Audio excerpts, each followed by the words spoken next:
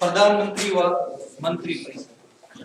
कल हमने पढ़ा राष्ट्रपति के बारे में, जितने भी भारत के राष्ट्रपति थे उसकी विस्तृत रूप से चर्चा की। उसके बाद में हम बात करेंगे आज प्रधानमंत्रियों के बारे में, और मंत्री परिषद और प्रधानमंत्री की क्या शक्तियां होती है, उनकी क्या भूमिका होती है सरकार के अंदर, उसके बारे में अपन चर्चा करेंगे।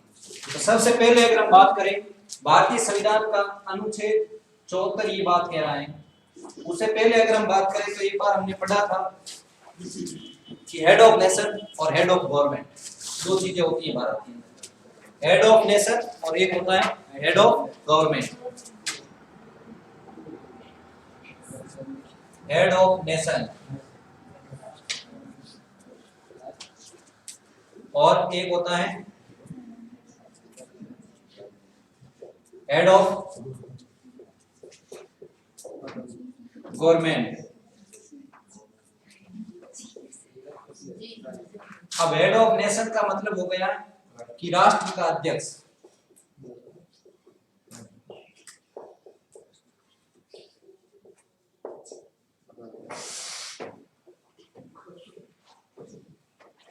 इसका मतलब हो गया सरकार, या फिर आप कह सकते हो शासन, शासन का अध्यक्ष।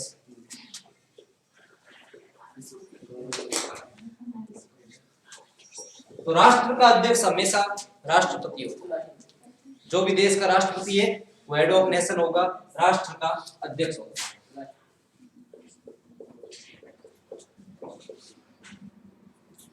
और हेड ऑफ गवर्नमेंट की अगर हम बात करें तो हेड ऑफ गवर्नमेंट के अंदर यानी सरकार का अध्यक्ष या शासन का अध्यक्ष हमेशा कौन होता है? प्रधानमंत्री होता है। इसको भी दो भागों में बांट दिया जाता है।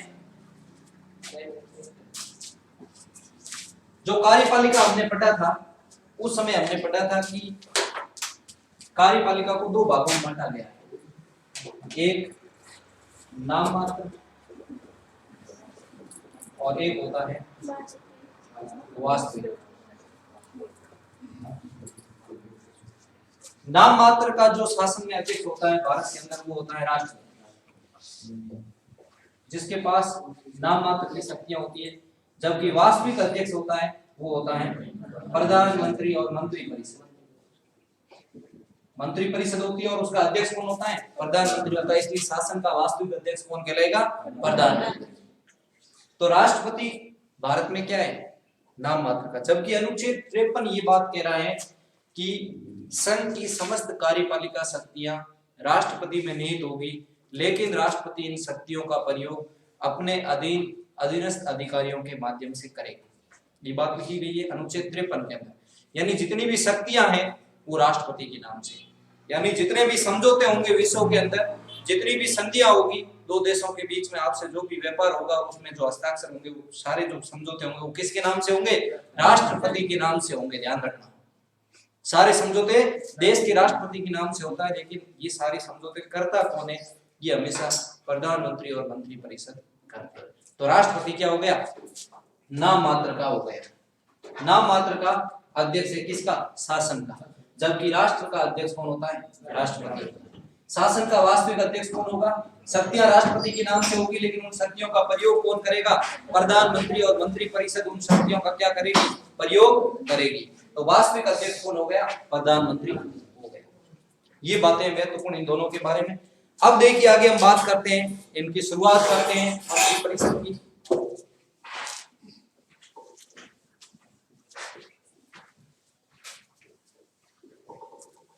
उसमें सबसे पहले अनुच्छेद आता है 74, आर्टिकल 74।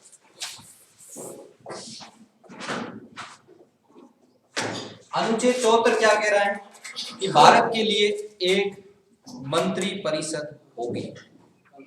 भारत के लिए एक मंत्री परिषद होगी जो राष्ट्रपति को सलाह देने का काम करेगी।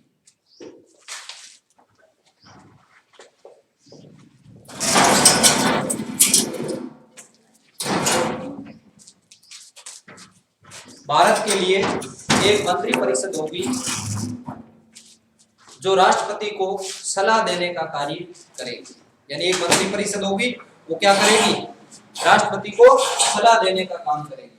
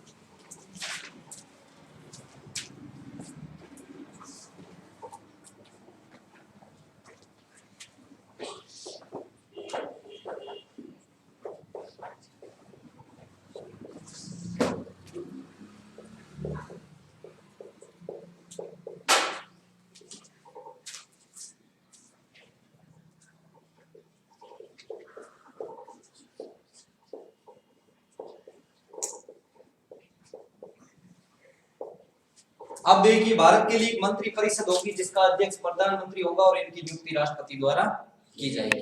ये अनुच्छेद 74 कह रहा है।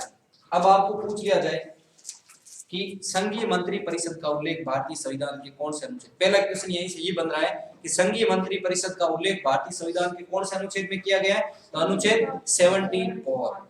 राज्य की मंत्री परिषद के उल्लेख से संबंधित अगर अनुच्छेद पूछ लिया जाए तो अनुच्छेद 163 एवं राज्य की मंत्री परिषद से संबंधित बात कर रहा है कि राज्यों के लिए एक मंत्री परिषद होगी, यह अनुच्छेद 163 कह रहा है।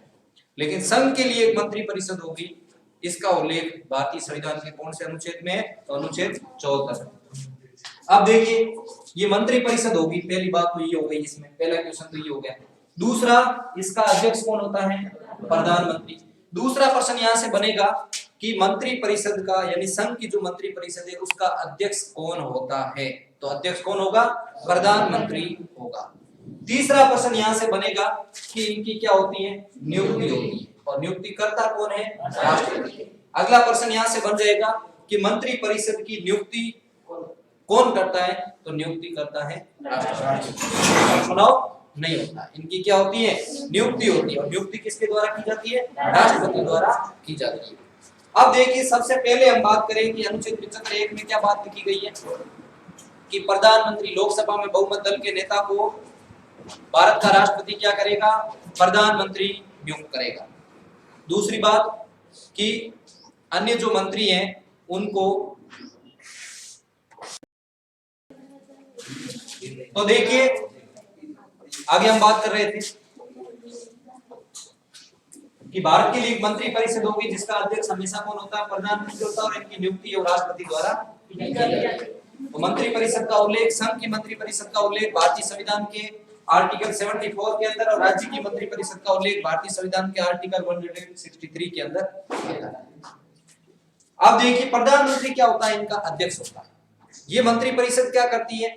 राष्ट्रपति को सलाह देने का काम करती है। आगे क्या लिखा हुआ है इसी में कि मंत्री परिषद राष्ट्रपति को सलाह देती है, परामर्श, सलाह कह सकते हो या आप परामर्श कह सकते हो।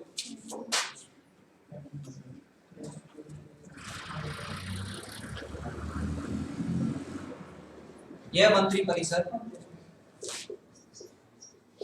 राष्ट्रपति को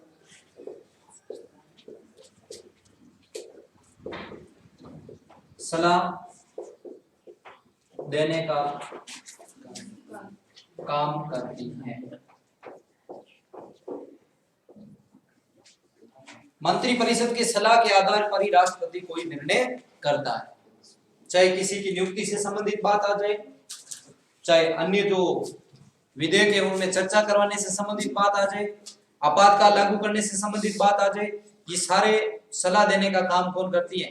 मंत्री परिषद करती है। और मंत्री परिषद की सलाह के आधार पर ही भारत के अंदर राष्ट्रपति सारे एक्शन लेता है, राष्ट्रपति सारे निर्णय लेता है। तो अब देखिए, मंत्री परिषद राष्ट्रपति को सलाह देने का काम करती है। अब क्या इस सलाह को मानना राष्ट्रपति के लिए बाध्य है? ये बहुत ही महत्वपूर्ण बात है कि राष्ट्रपति मंत्री परिषद द्वारा दी गई सलाह को मानने के लिए बाध्य होगा या नहीं होगा। यानी मंत्री परिषद ने जो सलाह दे दी वो राष्ट्रपति को क्या माननी जरूरी है? नहीं है। अब देखिए, मंत्री परिषद द्वारा दी गई सलाह है। मूल संविधान में इसके बारे में कोई किसी भी प्रकार का उल्लेख नहीं था, केवल इतनी बातें लिखी हुई थी कि यह मंत्री परिषद राष्ट्रपति को सलाह देने का काम करती। क्योंकि अनुच्छेद 53 ये क्या कह रहा है कि भारत के लिए राष्ट्रपति है, जितनी भी कार्यपालिका संबंधी शक्तियां वो राष्ट्रपति के नाम से होगी, और राष्ट्रपति इन शक्तियों का प्रयोग अपने अधीनस्थ अधिकारियों के माध्यम से करेगा। अधीनस्थ अधिकारी का मतलब हो गया मंत्री परिषद। राष्ट्रपति उन शक्तियों का प्रयोग करेगा, लेकिन किसकी सलाह से करेगा? मंत्री परिषद के कहने पर करेगा। ये बात लिखी गई थी भारतीय संविधान में। अब क्या होता है, 42वां संविधान संशोधन होता है 1976 के अंदर, 42 कॉन्स्टिट्यूशन अमेंडमेंट 1976। इंदिरा गांधी की सरकार द्वारा ये संशोधन करवाया जाता है, और इसमें क्या कर दिया जाता है कि मंत्री परिषद द्वारा दी गई सलाह को राष्ट्रपति को मानना जरूरी होगा। यानी राष्ट्रपति को क्या कर दिया? बाध्य कर दिया कि मंत्री परिषद की सलाह को मानना अनिवार्य होगा।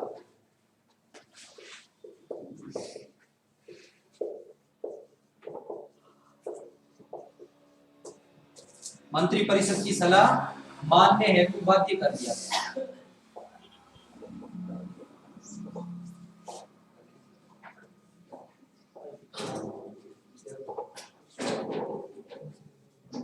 किसको कर दिया गया? राष्ट्रपति।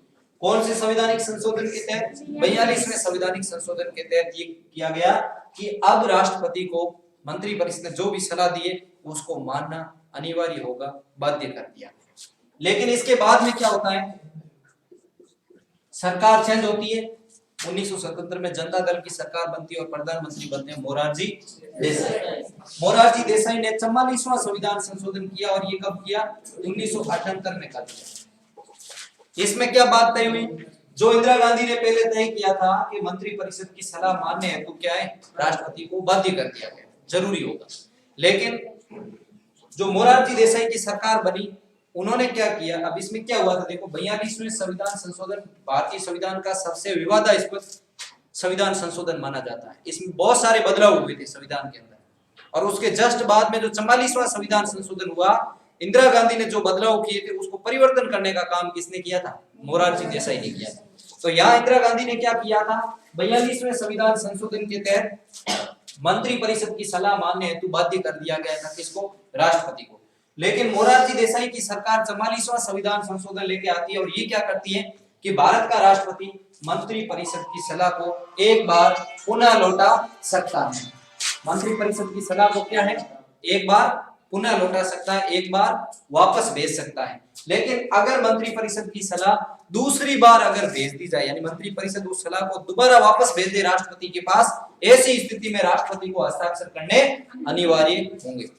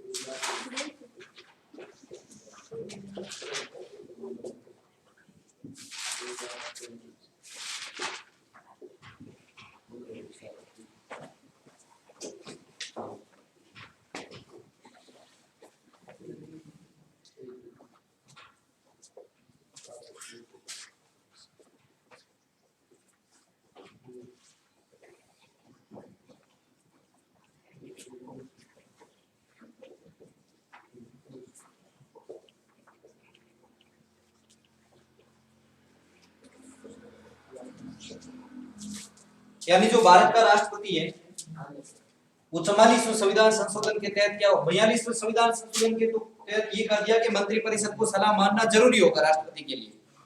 लेकिन 44वें संविधान संशोधन के तहत क्या होता है कि राष्ट्रपति मंत्री परिषद की सलाह को एक बार पुनर्विचार हेतु वापस लौटा सकते हैं। थोड़ा बहुत करेक्शन किया गया, इसमें बदलाव किया गया कि मंत्री परिषद ने जो सलाह दी है उसको एक बार वापस उसके ऊपर विचार करने तो मंत्री परिषद को कह सकता है, लेकिन अगर मंत्री परिषद उसके ऊपर विचार करे या नहीं करे ये उसकी इच्छा पर निर्भर करेगा। अगर दूसरी बार मंत्री परिषद उस बात को या तो जैसे पहले भेजी थी उसी स्थिति में भेज दे या फिर उसमें करेक्शन करके भेज दे तो राष्ट्रपति को मानना बाध्य होगा, अनिवार्य। ये कौन से संवैधानिक संशोधन के तहत हुआ? 44वें संवैधानिक संशोधन के तहत। अब ये क्वेश्चन कई एग्जामों में जाके पूछा जाता है। कैसे पूछा गया कि भारतीय संविधान के कौन से संवैधानिक संशोधन के तहत राष्ट्रपति मंत्री परिषद की सलाह को एक बार पुनर्विचार हेतु लौटा सकता है? ये कौन सा संवैधानिक संशोधन के तहत तय हुआ? 44वें संविधान संशोधन हेतु। दूसरी बात, प्रश्न अलग अलग तरीके से पूछे जाते हैं, इस चीज को ध्यान रखना। प्रश्न कैसे पूछेंगे? मंत्री परिषद द्वारा दी गई सलाह को राष्ट्रपति कर सकता है। मंत्री परिषद द्वारा दी गई सलाह को राष्ट्रपति कर सकता है। ऑप्शन नंबर 1, राष्ट्रपति सलाह को मानने के लिए बाध्य। ऑप्शन नंबर बी, राष्ट्रपति इस सलाह को कभी भी लौटा सकता है। ऑप्शन नंबर सी, राष्ट्रपति इस सलाह को एक बार पुनर्विचार हेतु लौटा सकता है। ऑप्शन नंबर डी, उपयुक्त सभी। राष्ट्रपति एक बार पुनर्विचार हेतु लौटा सकता है। दूसरा प्रश्न अगर किसी तरीके से ऑप्शन चेंज करके पूछ लिया जाए, ऑप्शन यहाँ पर ये पुनर्विचार वाला नहीं दे करके ऐसे दे दिया जाए कि राष्ट्रपति इस सलाह को मानने के लिए बाध्य है। ऑप्शन नंबर बी, राष्ट्रपति सलाह को मानने के लिए बाध्य नहीं है। ऑप्शन नंबर सी, ए व बी दोनों। ऑप्शन नंबर डी, उपयुक्त में से कोई नहीं। राष्ट्रपति सलाह को मानने के लिए बाध्य। ऑप्शन नंबर ए क्या है कि राष्ट्रपति सलाह को मानने के लिए बाध्य है। ऑप्शन नंबर बी, राष्ट्रपति सलाह को मानने के लिए बाध्य नहीं है। ऑप्शन नंबर सी, ए व बी दोनों, और ऑप्शन नंबर डी, उपयुक्त में से कोई नहीं। ए व बी दोनों कैसे होंगे? हाँ, ए, ध्यान रखना, ए यानी राष्ट्रपति सलाह मानने के लिए बाध्य है, क्योंकि यहाँ पुनर्विचार वाली चीज ऑप्शन में नहीं आया। अगर पुनर्विचार की बात आती, वापस विचार है तो भेज सकता है राष्ट्रपति, लेकिन दूसरी बार आए तो फिर क्या हो गया? बाध्य कर दिया। इसमें भी बाध्य कर रहा है, उसमें भी बाध्य कर रहा है। ऐसी स्थिति में मंत्री परिषद ने जो राष्ट्रपति को सलाह दे दी है, उस सलाह को राष्ट्रपति को मानना जरूरी होगा, अनिवार्य होगा, यानी बाध्य कर दिया है। अगर इस तरीके का कोई प्रश्न आ जाए तो उसमें सीधे आपको ऑप्शन क्या करना है कि राष्ट्रपति सलाह मानने के लिए बाध्य है। अगर उसमें ऑप्शन ऐसे आ जाए कि राष्ट्रपति पुनर्विचार है तो लौटा सकता है, तो कितनी बार लौटा सकता है? एक बार लौटा सकता है, लेकिन दूसरी बार नहीं लौटा सकता। ये भी बात कौन से अनुच्छेद में लिखी गई है? अनुच्छेद 74। तो अनुच्छेद 74 से संबंधित बहुत सारे प्रश्न बन गए। पहली बात तो संघ की मंत्री परिषद का उल्लेख अनुच्छेद 74, यानी संघ के लिए एक मंत्री परिषद होगी। इसका प्रावधान कहां पर किया गया? भारतीय संविधान में, अनुच्छेद 74 में। मंत्री परिषद का अध्यक्ष प्रधानमंत्री होगा। मंत्री परिषद का अध्यक्ष कौन होता है? तो कौन होगा? प्रधानमंत्री। ये बात, ये प्रश्न हो गया। दूसरा, अब ये मंत्री परिषद का काम क्या होगा? ये राष्ट्रपति को सलाह देने का काम करेगी, यानी प्रश्न पूछ लिया जाए कि राष्ट्रपति को सलाह देने का काम कौन करती है? ऑप्शन नंबर ए, मंत्रिमंडल। ऑप्शन नंबर बी, मंत्री परिषद। ऑप्शन नंबर सी, प्रधानमंत्री। और ऑप्शन नंबर डी, उपयुक्त में से कोई नहीं, मंत्री परिषद। और प्रधानमंत्री की अगर पूछ लिया जाए, क्योंकि प्रधानमंत्री मंत्री परिषद का ही हिस्सा होते हैं, मंत्री परिषद का ही भाग है प्रधानमंत्री, इसलिए मंत्री परिषद राइट आंसर होगा। और ज्यादातर लोग क्या करके आएंगे? प्रधानमंत्री करके आएंगे। क्यों करके आएंगे? क्योंकि उन्होंने पढ़ा है कि वास्तविक शासन का अध्यक्ष कौन होता है? प्रधानमंत्री। इसलिए प्रधानमंत्री क्या करता है?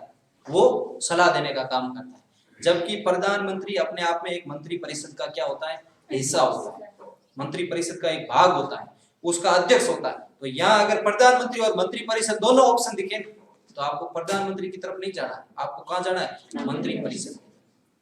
मंत्री परिषद राष्ट्रपति को सलाह दे, और ज्यादातर लोग प्रधानमंत्री करके आते हैं।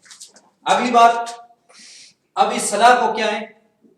मानने हेतु बाध्य कर दिया गया। मूल संविधान में इतनी भाषा लिखी गई थी, लेकिन 42वां संविधान संशोधन किया जाता है और उसमें क्या किया जाता है कि मंत्री परिषद द्वारा दी गई सलाह को राष्ट्रपति मानना अनिवार्य होगा राष्ट्रपति।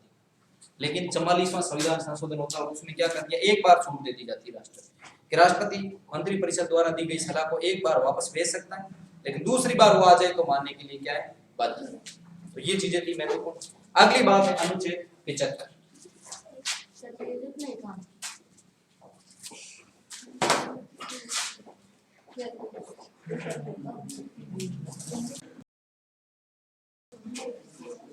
अगली बात है अनुच्छेद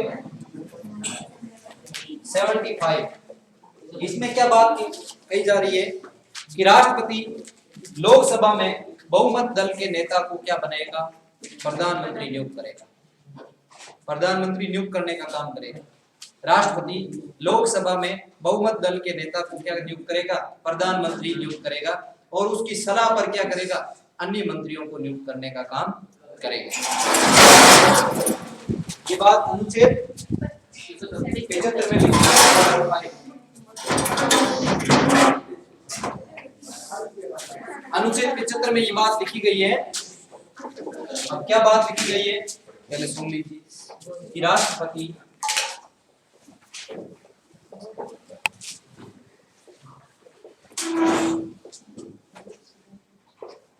लोकसभा में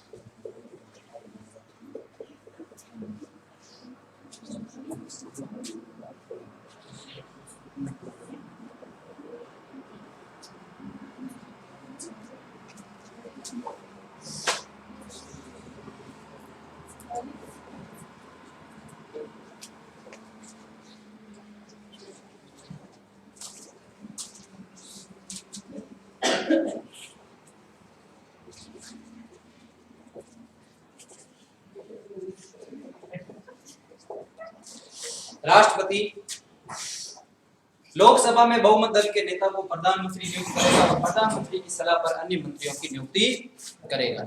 ये बात अनुच्छेद 75 कह रहा है। अब देखिए पहला क्वेश्चन यहां से बनेगा कि प्रधानमंत्री की नियुक्ति कौन करता है। तो प्रधानमंत्री की नियुक्ति कौन करता है, हमेशा राष्ट्रपति करता है। अब देखिए प्रधानमंत्री का चुनाव होता है या प्रधानमंत्री नियुक्त होता है। तो प्रधानमंत्री का कभी चुनाव नहीं होता है। Prime minister is a not elected, prime minister is a appointment. प्रधानमंत्री का नियुक्ति होती है। अपॉइंटमेंट का मतलब नियुक्ति करना, इलेक्टेड का मतलब चुनाव। प्रधानमंत्री का चुनाव नहीं होता है, प्रधानमंत्री की नियुक्ति की जाती है। और नियुक्ति कौन करता है, भारत का राष्ट्रपति कर देता है। अब आपको ये दिमाग में रखना है कि आपके दिमाग में होगा कि प्रधानमंत्री हमारे जैसे नरेंद्र मोदी, ये तो जनता द्वारा चुनकर गए। आपके दिमाग में होगा कि वाराणसी से जीते, ये भरूच से जीते, 2 जगह से जीत कर गए। इनको जनता ने वोट डाला है तभी तो ये प्रधानमंत्री बने, ऐसे नहीं बने। आपके दिमाग में ये प्रश्न आता होगा। लेकिन ध्यान रखना, यहाँ पर इन्होंने चुनाव लड़ा है तो मेंबर ऑफ पार्लियामेंट के रूप में लड़ा है। किसके रूप में लड़ा है, मेंबर ऑफ पार्लियामेंट, यानी लोकसभा के सदस्य के रूप में उन्होंने चुनाव लड़ा है। लोकसभा के सदस्य नरेंद्र मोदी जैसे 543 गए हैं। कितने गए हैं, 543। लेकिन उनमें से नरेंद्र मोदी को ही प्रधानमंत्री क्यों बनाया गया, क्योंकि ये लोकसभा में बहुमत दल का नेता, यानी लोकसभा के सारे सदस्य थे 543, उनमें से 543 के आधे से अधिक इसके समर्थन में थे कि हमारा प्रधानमंत्री यानी हमारे दल का नेता, हमारे सदन का नेता कौन होना चाहिए, नरेंद्र मोदी होने चाहिए। तो ऐसी स्थिति में नरेंद्र मोदी को क्या मिल गया, बहुमत मिल गया, क्योंकि लोकसभा में 543 मेंबर से वो इलेक्टेड है, उनका निर्वाचन हुआ। उसमें स्वयं नरेंद्र मोदी भी एक निर्वाचित होकर गए, उनमें से नरेंद्र मोदी भी उन्हीं में से, वो भी निर्वाचित होकर गए। फिर आप मेरे को ये प्रश्न पूछोगे तो प्रधानमंत्री की फिर चुनाव हो गया, नियुक्ति कहां हुई। आपके दिमाग में ये आंसर आ रहा है। ध्यान रखना, प्रधानमंत्री का चुनाव केवल और केवल मेंबर ऑफ पार्लियामेंट के रूप में हुआ है। एक लोकसभा के सदस्य के रूप में हुआ, एक सांसद के रूप में हुआ है, लेकिन प्रधानमंत्री का कोई चुनाव नहीं होता है, प्रधानमंत्री की नियुक्ति होती है।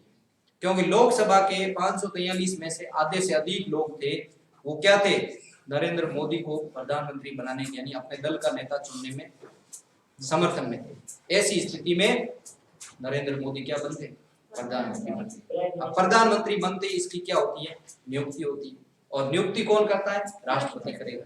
शपथ कौन दिलाएगा, राष्ट्रपति दिलाएगा। अब आपके दिमाग में प्रश्न आता होगा, अगर मान लो कोई ऐसा व्यक्ति ना तो लोकसभा का सदस्य है और ना राज्यसभा का सदस्य है, क्या वो प्रधानमंत्री बन सकता है? क्या बन सकता है प्रधानमंत्री? ये क्वेश्चन आपसे मैं पूछ रहा हूं कि अगर कोई व्यक्ति मान लो, एज ए उदाहरण किसी का भी मान लो, आपकी क्लास में से कोई ऐसा विद्यार्थी है जिसकी योग्यता पूरी हो, राष्ट्रपति की जो योग्यता हमने पढ़ी थी कि भारत का नागरिक हो, किसी न्यायालय द्वारा दिवालिया पागल अपराधी घोषित नहीं हो, तीसरी बात किसी लाभ पद पर नहीं हो, चौथी बात लोकसभा सदस्य बनने की योग्यता रखता हो, पांचवी बात उसकी आयु कम से कम 35 वर्ष। अगर ऐसा कोई व्यक्ति है और उसको भारत का राष्ट्रपति प्रधानमंत्री बना सकता है? बना सकता है? नहीं। यस या नो आंसर? बना सकता है। बना सकता है, फिर कैसे बना सकता है ये बताइए। ध्यान रखना, अगर कोई व्यक्ति मान लो लोकसभा राज्यसभा किसी का यानी संसद का सदस्य नहीं है, फिर भी राष्ट्रपति उसको प्रधानमंत्री नियुक्त कर सकता है। तो पहली शर्त उसकी क्या होगी कि लोकसभा के जो लोग हैं उसके समर्थन में होने चाहिए। लोकसभा में क्या मिलना चाहिए, उसको बहुमत मिलना चाहिए, तब वो प्रधानमंत्री बन सकता है। दूसरी बात, वो प्रधानमंत्री कब तक रहेगा, बना रहेगा? वो प्रधानमंत्री 6 माह तक तो बिना किसी सदन की स्वीकृति के रह सकता है, बिना किसी सदन की सदस्यता के रह सकता है, लोकसभा का हो चाहे राज्यसभा का हो। 6 महीने के अंदर अंदर उसको दोनों में से एक की सदस्यता ग्रहण करनी पड़ेगी, चाहे राज्यसभा की करे चाहे लोकसभा की करे। और 6 महीने तक उसने सदन, दोनों सदनों में किसी भी सदन की अगर सदस्यता नहीं ली है, ऐसी स्थिति में उसे इस्तीफा देना पड़ेगा, त्याग पत्र देना पड़ेगा, ये शर्त होती है। उसी प्रकार किसी मंत्री को बनाना हो, प्रधानमंत्री की तरह भी कोई ऐसा व्यक्ति हो जिसे मंत्री बनाना हो, तो उसको राष्ट्रपति प्रधानमंत्री के कहने पर मंत्री बना सकता है। अगर वो मंत्री किसी भी सदन का सदस्य नहीं है तो कोई जरूरी नहीं, उसको बनाया जा सकता है, लेकिन उसके पास टाइम कितने महीने का होगा, 6 महीने का, कि 6 महीने के अंदर अंदर या तो वो लोकसभा की सदस्यता ग्रहण करे या राज्यसभा सदन की सदस्यता ग्रहण करे। दोनों में से किसी एक की सदस्यता अगर वो ग्रहण कर लेता है तो वो मंत्री बना रहेगा, तो वो प्रधानमंत्री बना रहेगा। अगर वो नहीं कर पाता है तो ऐसी स्थिति में 6 महीने के अंदर उसे क्या करना पड़ेगा, त्याग पत्र देना पड़ेगा। तो ध्यान रखना, बिना सदन की सदस्यता के भी मंत्री और प्रधानमंत्री बन सकते हैं। अब अगली बात कि क्या कोई व्यक्ति अगर राज्यसभा का सदस्य है तो वो प्रधानमंत्री बन सकता है? अगर कोई व्यक्ति राज्यसभा का सदस्य है, लोकसभा का नहीं है, राज्यसभा का सदस्य है, क्या वो प्रधानमंत्री बन सकता है? बन सकता है। कैसे बनेगा? क्योंकि उसे क्या होना चाहिए, बहुमत। कौन से सदन में? लोकसभा में। ऐसा हुआ है, इंदिरा गांधी राज्यसभा का सदस्य थी, पहली बार प्रधानमंत्री तो बनी, उस समय राज्यसभा के सदस्य थी, लेकिन फिर भी वो प्रधानमंत्री बनी। मनमोहन सिंह 2 बार बन चुके हैं और राज्यसभा के सदस्य हुआ करते थे, लोकसभा के सदस्य थे ही नहीं, फिर भी वो प्रधानमंत्री बने। तो कहने का मतलब ये हो गया कि आप किसी भी सदन से हो, इसका कोई फर्क नहीं पड़ता है। अगर लोकसभा आपके आधे से ज्यादा सदस्य आपके समर्थन में, ऐसी स्थिति में राष्ट्रपति उसे क्या करेगा, प्रधानमंत्री नियुक्त करेगा। तो पहली बात यहाँ हो गई कि भारत का प्रधानमंत्री लोकसभा में बहुमत दल के नेता। क्या हो गया, लोकसभा में बहुमत कहाँ मिलना चाहिए आपको, लोकसभा में मिलना चाहिए। जैसे यहाँ मान लो चुनाव हुए, चुनाव में अलग अलग पार्टियां जीत कर जाती है, जिस दल को ज्यादा सीटें मिलती है उस दल के अध्यक्ष के कहने पर ही हमेशा प्रधानमंत्री का चुनाव होता है। जैसे वर्तमान में किसकी सरकार है, भाजपा की सरकार है, और भाजपा के राष्ट्रीय अध्यक्ष कौन है, कौन है भाजपा के राष्ट्रीय अध्यक्ष? जब चुनाव हुआ उस समय अमित शाह थे, चुनाव हुआ उस समय बीजेपी के राष्ट्रीय अध्यक्ष कौन थे, अमित शाह। चुनाव होने के बाद सबसे ज्यादा सीटें किसको मिली, बीजेपी को मिली।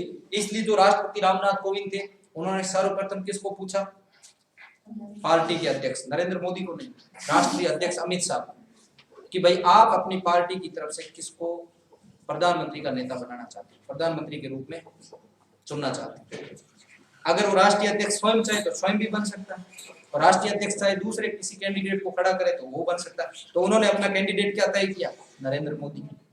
फिर लोकसभा में क्या होता है, नरेंद्र मोदी के खिलाफ, नरेंद्र मोदी के समर्थन और विपक्ष, पक्ष और विपक्ष में क्या होती है, वोटिंग होती है, और इसमें 2/3 बहुमत इन्होंने प्राप्त कर लिया, यानी आधे से अधिक लोग इसके समर्थन में थे। तो ज्यादातर आपको पता है कि बीजेपी की सीटें थी। ऐसी स्थिति में प्रधानमंत्री कौन बन गए, नरेंद्र मोदी। तो प्रधानमंत्री की यहाँ नियुक्ति हुई, ध्यान रखें, क्या हुई, नियुक्ति हुई।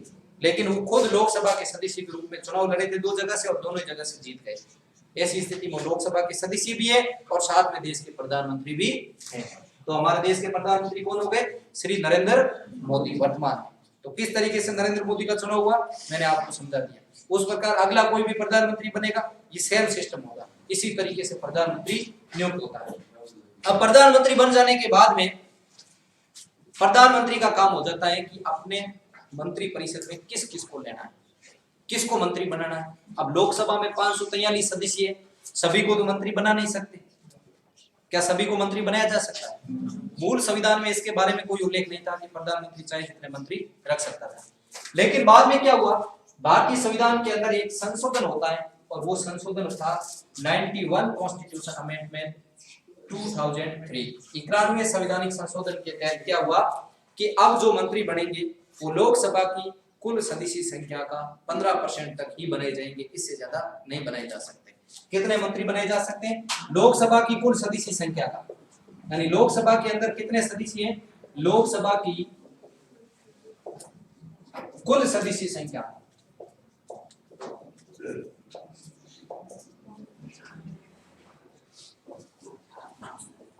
15%, अधिकतम। ये क्या है, अधिकतम, इससे ज्यादा नहीं बनाए जा सकते। लेकिन न्यूनतम का आंकड़ा यहाँ तय नहीं होगा। ज्यादा मंत्री कितने रख सकते हो आप, 15%। लोकसभा के जितने मेंबर है उसके अधिकतम कितने, 15%। तो लोकसभा के वर्तमान में अपन बात करें 543 मेंबर है, तो इसके लगभग 70 मंत्री से ज्यादा आप नहीं रख सकते। प्रधानमंत्री सहित 70 हो सकते, इससे ज्यादा नहीं हो सकते, इससे ज्यादा रखे नहीं जा सकते।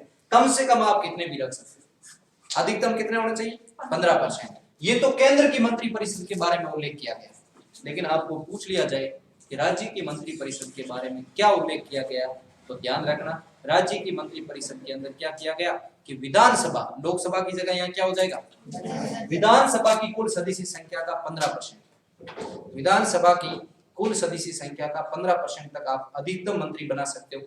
और न्यूनतम भी तय हुआ वहां पर, केंद्र में तो केवल अधिकतम तय हुआ। और ये चीज मैं पहले बता चुका हूं आपको, केंद्र में तो अधिकतम तय हुआ कि 15% मंत्री रहेंगे, न्यूनतम कितने भी हो ये चीज तय नहीं हुई। लेकिन राज्यों की इसी संवैधानिक संशोधन के तहत राज्य की मंत्री परिषद के बारे में भी प्रावधान किए गए, और उसमें क्या किया गया कि राज्य की मंत्री परिषद में अधिकतम मंत्री कितने होंगे, 15%। किस सदन की सदस्य संख्या का, विधानसभा की सदस्य संख्या का 15%। और न्यूनतम कितने होंगे, 12, कम से कम 12 मंत्री रखने होंगे। लेकिन केंद्र शासित प्रदेशों में ये प्रावधान नहीं था, ध्यान रखना, न्यूनतम वाला। केंद्र शासित प्रदेश थे जहां विधानसभा है, वहां क्या प्रावधान किया गया इसी के तहत कि अधिकतम कितने % मंत्री रख सकते हो आप, 10%। कितने मंत्री, 10%। राज्यों में 15%, केंद्र में 15% अधिकतम। लेकिन केंद्र शासित जो प्रदेश है हमारे, उनके अंदर कितने रह सकते हैं, 10%। यानी दिल्ली में जैसे 70 विधानसभा की सीटें, तो 7 ही मंत्री बन सकते हैं, मुख्यमंत्री सहित 7 ही हो सकते हैं। तो दिल्ली में 1 मुख्यमंत्री और 6 मंत्री है, टोटल कितने हो गए, 7। लेकिन न्यूनतम आंकड़ा केंद्र शासित प्रदेशों में भी नहीं हुआ, कितने भी रख सकते हैं। न्यूनतम आंकड़ा केवल राज्य की विधानसभाओं में तय हुआ, और कितने रख सकते हो, कम से कम किसी भी राज्य की मंत्री परिषद में कम से कम इतने सदस्य होने अनिवार्य है, तो वो कितने, 12, यहाँ ध्यान रखना। तो दूसरी बात कि प्रधानमंत्री क्या करेगा, प्रधानमंत्री की सलाह पर अन्य मंत्रियों की नियुक्ति करने का काम कौन करेगा, राष्ट्रपति। सबसे पहला काम तो राष्ट्रपति करेगा कि लोकसभा में जिस पार्टी को बहुमत मिला है उस पार्टी के नेता को क्या प्रधानमंत्री नियुक्त करते हैं। फिर प्रधानमंत्री के कहने पर अन्य जितने भी मंत्री बनाने उन मंत्रियों की नियुक्ति भी कौन करेगा, राष्ट्रपति। तो यहाँ 2 क्वेश्चन बन गए।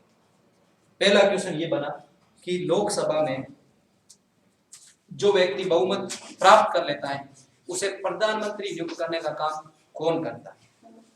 कौन करेगा? राष्ट्रपति। और संघ की मंत्री परिषद के सदस्यों की नियुक्ति कौन करेगा?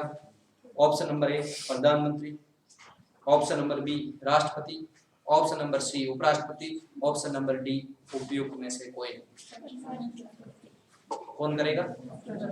राष्ट्रपति या प्रधानमंत्री? राष्ट्रपति। अगर इस प्रकार का प्रश्न पूछ लिया जाए कि संघ के मंत्री परिषद के सदस्यों की नियुक्ति कौन करता है, तो नियुक्ति राष्ट्रपति करता है। अगर इस प्रकार पूछ लिया जाए कि संघ के मंत्री परिषद की नियुक्ति किसकी सलाह पर राष्ट्रपति द्वारा की जाती है, तो प्रधानमंत्री की सलाह पर राष्ट्रपति द्वारा की जाती है। करेगा तो राष्ट्रपति नियुक्ति, लेकिन सलाह पर करेगा। किसकी सलाह पर करेगा? प्रधानमंत्री की सलाह पर। जबकि प्रधानमंत्री की नियुक्ति करने का प्रावधान वो राष्ट्रपति की क्या है? सर्वविधि। अब देखिए एक बात और बता दूं इसके साथ में आपको, अगर मान लो लोकसभा के चुनाव और किसी भी पार्टी को बहुमत नहीं मिले, किसी भी पार्टी को बहुमत का जो आंकड़ा है 50% से अधिक उतना नहीं मिल पाता है किसी भी दल को, या कोई भी दल गठबंधन नहीं करे, ऐसी स्थिति में फिर प्रधानमंत्री कौन बनेगा? ऐसी स्थिति में प्रधानमंत्री कौन बनेगा? क्या बता सकते हैं? आपने 12वीं क्लास तक पढ़ी होंगी ये सारी चीजें। अगर किसी भी दल को बहुमत का आंकड़ा नहीं छुए, लोकसभा में बहुमत का आंकड़ा नहीं छुए वो, और कोई भी दो या तीन दल गठबंधन कर ले तो अपने आप बहुमत हो जाता है। अगर गठबंधन भी नहीं करे और बहुमत का आंकड़ा भी नहीं छुए, ऐसी स्थिति में प्रधानमंत्री किसको बनाया जाएगा? त्रिशंकु लोकसभा जिसे कहते हैं, त्रिशंकु लोकसभा हो जाएगी। ऐसी स्थिति में प्रधानमंत्री कौन बनेगा? राष्ट्रपति बनेगा। यहां पर राष्ट्रपति अपनी सर्वविवेकी शक्ति का प्रयोग करेगा। यहां पर राष्ट्रपति के पास कौन सी शक्ति होगी? सर्वविवेकी शक्ति, यानी राष्ट्रपति अपनी इच्छा अनुसार किसी को भी प्रधानमंत्री बना सकता है। राष्ट्रपति के पास ये होगा, पावर होगा कि किसी भी दल को अगर बहुमत नहीं मिले, त्रिशंकु लोकसभा आ जाए, यानी जो फिक्स आंकड़ा है 543 के आधे से अधिक नहीं आए किसी भी पार्टी को, और कोई भी दल आपस में मिलकर सरकार नहीं बने, ऐसी स्थिति में राष्ट्रपति के पास पावर होता है कि वो अपनी इच्छा अनुसार किसी भी दल के नेता को सरकार बनाने के लिए आमंत्रित कर सकता है और उसे प्रधानमंत्री बना सकता है। लेकिन एक शर्त है। शर्त क्या है? कि उसे टाइम दिया जाता है। अधिकतम समय 1 महीने का दिया जाएगा, ध्यान रखना।